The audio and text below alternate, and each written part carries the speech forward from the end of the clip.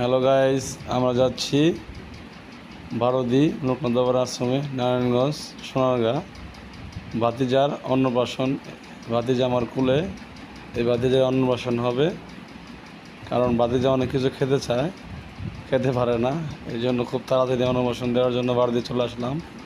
এই বন্ধু দেখেন বারোদির গেট, এই গেট দিয়ে এখন ঢুকবো আমরা বারোদি বাবা লোকনাথের দর্শন করতে। তো বন্ধুরা পাশে থাকবেন, ভিডিওটি পুরোটা দেখবেন, অবশ্যই ভালো লাগবে। আর চ্যানেলটি সাবস্ক্রাইব করবেন এবং লাইক কমেন্ট শেয়ার করবেন। তো বন্ধুরা পুরো বারোদির ভিডিওটা এখানে আছে, যতটুকু পারছি ভিডিওগুলো আপনাদের মাঝে তুলে ধরার চেষ্টা করছি। এখন ভাতিজার স্নান করবে বাবা মহাদেবের সামনে গঙ্গা জলে পবিত্র হয়ে, তাকে অন্নপ্রাশন দেওয়া হবে। তো বন্ধুরা আপনারা পাশে থাকেন, ভিডিওটি দেখেন, ভালো লাগবে। এই বারোদি আসলে মনটা এমনি ভালো হয়ে যায়।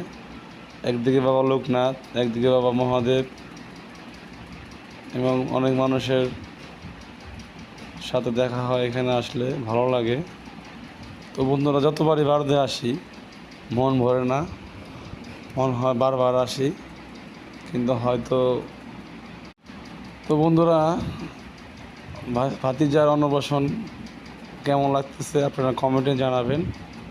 আমার ভাতিজা খুবই খুশি, কারণ অন্নপ্রাশন দেওয়া হবে, উনি সব খেতে পারবে, এর জন্য খুবই খুশি। তো বন্ধুরা একটা কথা বলবো, বাবা মহাদেবের সাথে দেখা হলে মনটা এমনি ভালো হয়ে যায়। এই যে আমার ভাতিজা আমার বাবার কোলে, এটা আমার বাবা, তাদের কোলে করে যাবে মন্দিরের ভিতরে। মন্দিরের ভিতরে কর্তা আছে, মানে আমাদের ব্রাহ্মণের মুখ প্রথমে আঠা করবে, তারপরে সবাই আঠা করবে, এটাই নিয়ম। তবে সব কিছু ভালোভাবে যেন হয় এটাই চাই।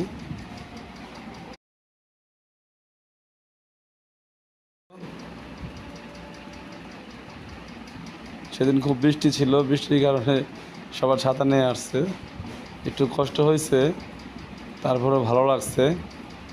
এই যে আমার ভাতিজা এখন মন্দিরে ঢুকবে, ঢোকার পরে ব্রাহ্মণ মশাই মুখ আইঠা করবে, আইঠা করার পরে আমরা সবাই মিলে ভাতিজাকে মুখ আইঠা করবো। তো বন্ধুরা আপনারা পাশে থাকবেন, সাবস্ক্রাইব করবেন এবং আমাদের সাপোর্ট করবেন, এটাই চাই।